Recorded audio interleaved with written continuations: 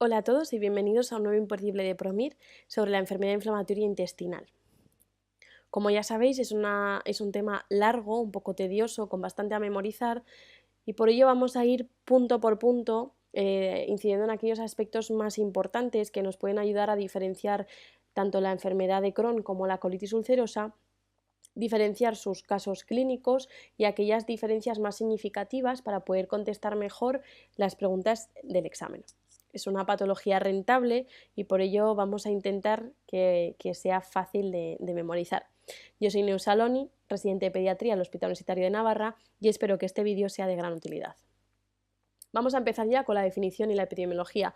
Todo el vídeo vamos a estar haciendo diferencias de la una con la otra para intentar buscar similitudes y diferencias para que sea más fácil de memorizar. Vamos a empezar con la colitis ulcerosa, que es la más frecuente, es una enfermedad inmunológica inflamatoria con afectación continua, exclusiva de la mucosa y submucosa del colon, súper importante.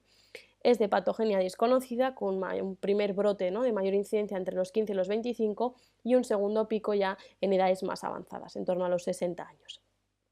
Otra diferencia importante es que el abandono del tabaco en aquellos pacientes que ya eran previamente fumadores se asocia a brotes y peor control sintomático.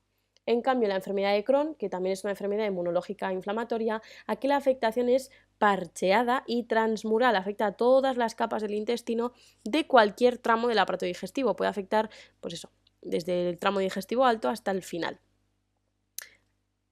Diferencia principal y que hay que recordar. También patogenia desconocida con pico de incidencia entre los 15 y los 25 y el segundo pico en la edad más avanzada.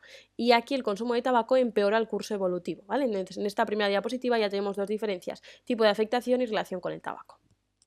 En cuanto a la clínica, la colitis ulcerosa sobre todo se relaciona con diarrea con sangre, aunque también puede asociar dolor abdominal, fiebre, anorexia, pérdida de peso.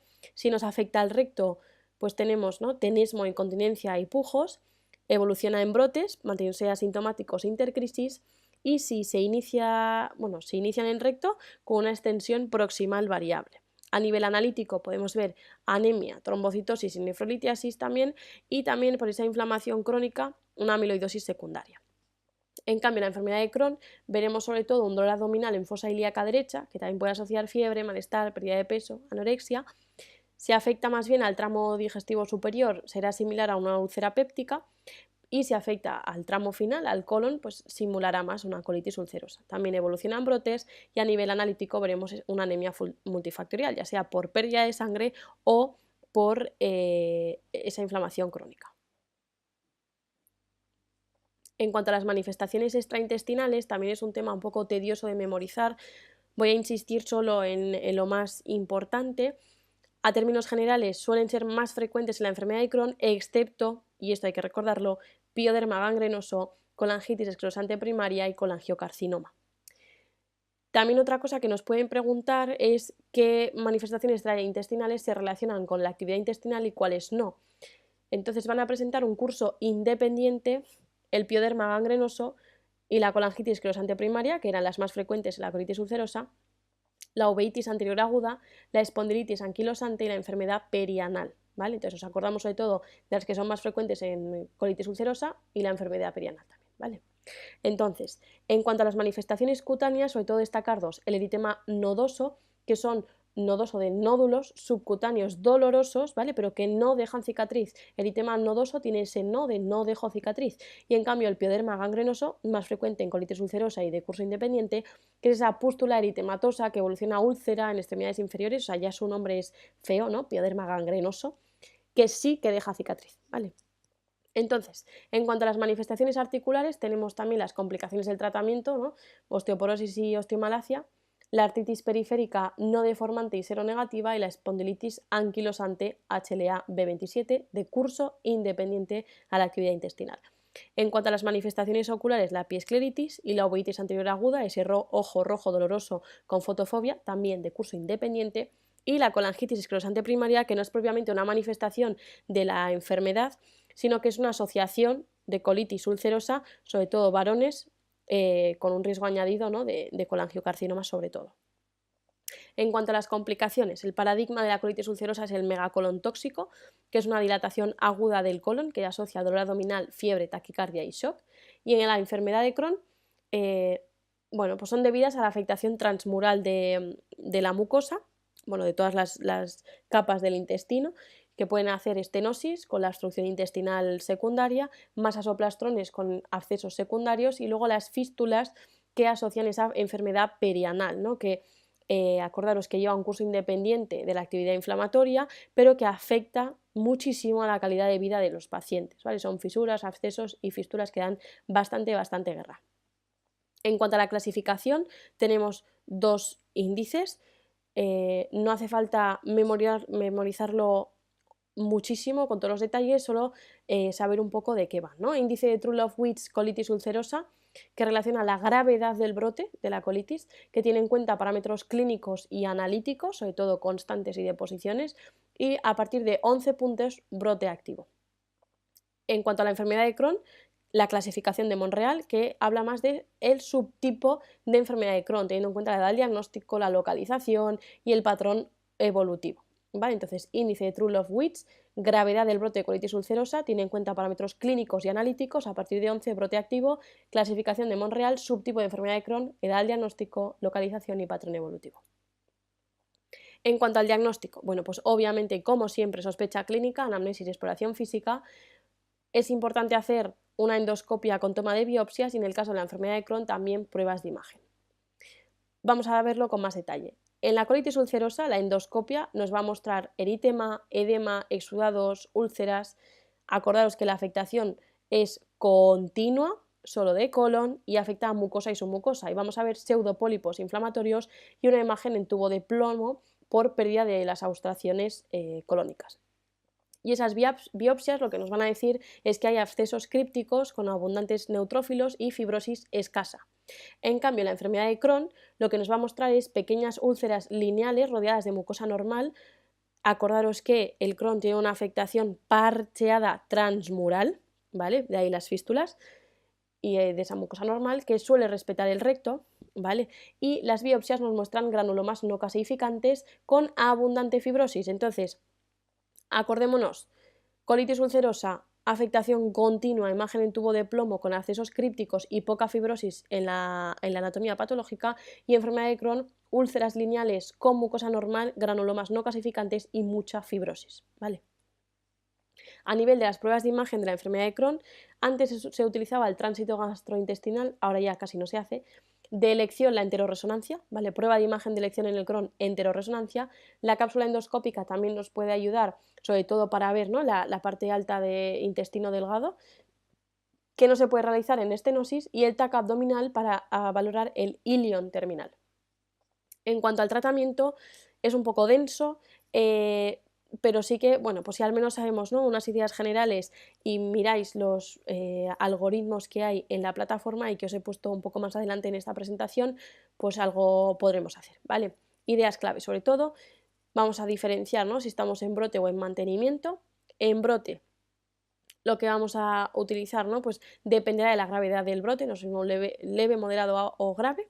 Entonces, en función de eso utilizaremos unos fármacos u otros, ahora lo veremos con un poquito más de calma, pero que nos empiecen a sonar. Los salicilatos, que pueden ser tópicos o se suelen utilizar sobre todo tópicos, los corticoides, los inmunomoduladores, que sobre todo nos van a sonar la azatioprina, la ciclosporina, y los biológicos, el infliximab. En cuanto al megacolon tóxico, aparte de volumen, hay que utilizar antibióticos y corticoides intravenosos, y si no respuesta nos iríamos al inmunomodulador, y como tratamiento final la cirugía, pero hay que ir directamente a cirugía si la dilatación es mayor de 6 centímetros. En cuanto a la enfermedad de Crohn, dependerá un poco, ¿no?, de el nivel que esté afectado. No es lo mismo tratar un brote de Crohn de afectación gastroduodenal que de colónica. Entonces también los salicilatos y los cortis y los fármacos biológicos. Ahora veremos un poquito mejor.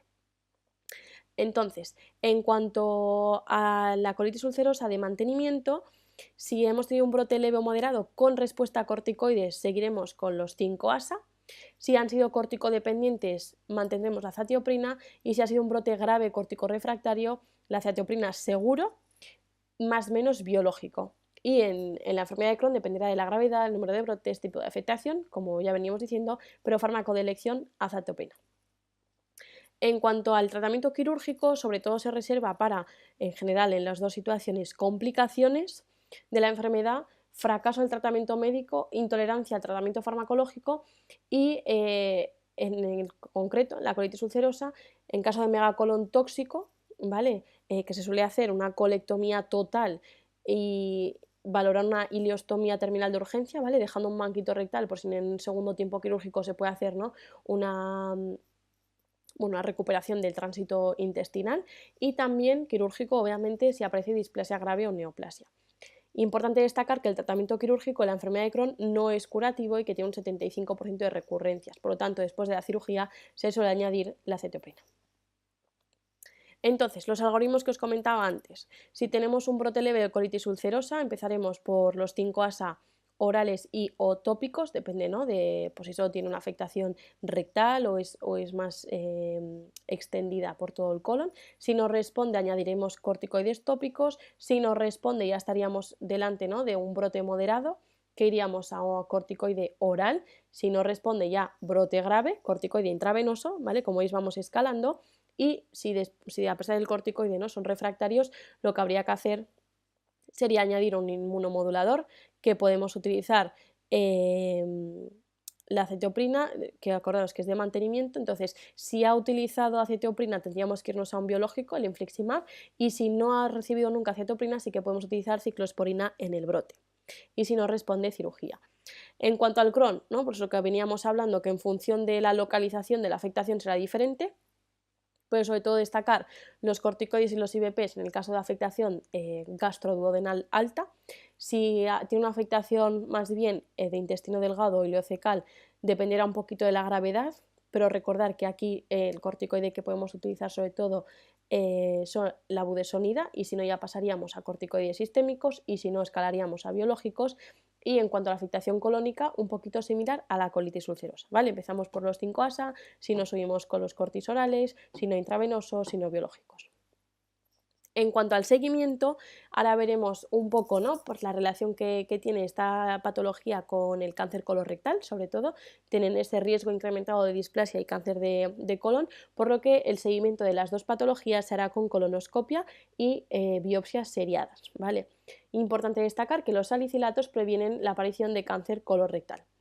La calprotectina, en el caso de la afectación colónica, pues de la colitis ulcerosa o si hay afectación colónica en el Crohn, nos sirve para correlacionar la actividad intestinal.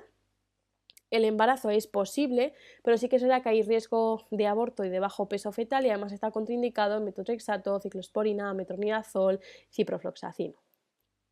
Entonces, lo que comentábamos del seguimiento, acordaros, se hace con colonoscopia, con toma de biopsias, y empezará a los 8 años del diagnóstico en el caso de que sea una pancolitis y a los 15 años si es una colitis izquierda. Entonces, ¿qué veremos? Que si no hay displasia se hará cada 2 años y a partir de los 20 años de evolución anual. Si la mucosa es endoscópicamente normal, en función de lo que encontremos en la anatomía patológica, pues si encontramos una displasia de bajo grado habrá que hacer controles cada 3 meses, y si es ya una displasia de alto grado o carcinoma habrá que ir directamente a cirugía. En el caso de que ya no sea una mucosa normal con una biopsia alterada, sino que ya veamos una displasia sobre una masa, ¿vale? Es decir, un adenoma, sí que habría que intentar hacer una polipectomía completa en el momento de hacer la endoscopia. Si hay márgenes libres, haremos un seguimiento estrecho, y si no, también tendríamos que recurrir a la cirugía. Entonces, como conclusiones, es una patología frecuente, preguntaba en el MIR, es rentable dedicarle tiempo a estudiar, pero como veis hay más diferencias que similitudes, ¿vale? Por eso es importante las tablas comparativas. En la plataforma tenéis una, que es la que os dejo aquí, que podéis ir completando con lo que hemos ido comentando en este vídeo de lo más importante, y sobre todo yo me centraría en, aparte de diferenciar, ¿no? Estos aspectos que les hacen un poco peculiares en cuanto a identificar los casos clínicos que nos puedan presentar en el examen, sobre todo manejo de brotes y displasia de cáncer colorectal, ¿vale? Entonces, vamos a insistir una vez más para incidir en lo más importante. Localización en colitis ulcerosa solo afecta al colon de forma continua, el recto está afectado y es afectación de la mucosa y la submucosa. En cambio, en el Crohn puede afectar a cualquier tramo del aparato digestivo y suele ser una afectación parcheada, el recto no se suele afectar tanto y es una afectación transmural. ¿Vale? Acordaos que el tabaco en la colitis ulcerosa, si lo dejo, empeora mi evolución, en cambio en el Crohn el tabaco per se ya empeora la evolución. En la endoscopia, lo que vamos a ver en la colitis ulcerosa es una afectación continua con eritema, úlceras y exudados, y en cambio en el Crohn es una afectación parcheada, son esas úlceras lineales envueltas de mucosa normal. En la anatomía patológica, los abscesos crípticos con neutrófilos, en la colitis ulcerosa y poca fibrosis, en la enfermedad de Crohn granulomas no calcificantes y mucha fibrosis. Los síntomas de la colitis ulcerosa, diarrea con sangre, y en la enfermedad de Crohn, dolor abdominal. En cuanto a las complicaciones locales, acordaos del megacolon tóxico y la enfermedad de Crohn debidas a la afectación transmural, la estenosis, los abscesos, las fístulas y la enfermedad perianal. El cáncer de colon pues sí que está levemente incrementado en la colitis ulcerosa y en el Crohn solo si afectación colónica. Acordaros que si la colitis ulcerosa hace una colangitis esclerosante primaria, está aumentado el riesgo de colangiocarcinoma, ¿vale? Que es las manifestaciones extraintestinales, el piedrema gangrenoso, que sí que deja cicatriz, la colangitis esclerosante, ¿vale? Que son las dos de curso independiente a la actividad intestinal, y esa colangitis esclerosante se relaciona con el colangiocarcinoma. En cambio, la enfermedad de Crohn, sobre todo el eritema nodoso, que no deja cicatriz, esos nódulos subcutáneos, la uveitis anterior aguda, que también es de curso independiente, y los cálculos de oxalatos, las nefrolitiasis.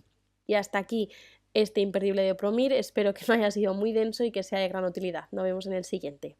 ¡Ánimo!